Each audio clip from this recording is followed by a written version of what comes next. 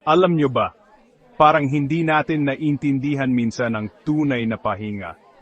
Ano kaya ang hindi alam ng karamihan tungkol sa pagkakaroon ng kapayapaan? Mas simple lang ito kaysa sa iniisip ninyo. Sa Mateo 11:28, inaanyayahan tayo ni Jesus na lumapit sa Kanya. Lumapit kayo sa akin, lahat kayong napapagal at nabibigatan, at bibigyan ko kayo ng kapahingahan. Pangako niya yan, parang isang lubid na sasagip sa atin. Kahit ano pa ang pinagdadaanan mo, kahit gaano kabigat ang dala mo, handang tumulong si Jesus na pasanin ito kasama ka.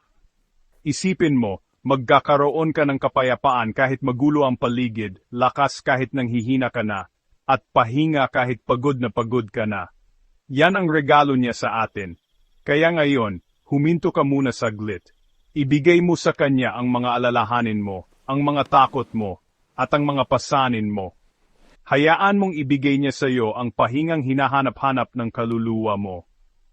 Kung naantig ka sa mensaheng ito, i-like at i-follow ang page na ito para sa mas marami pang inspirasyon sa ngalan ni Jesus.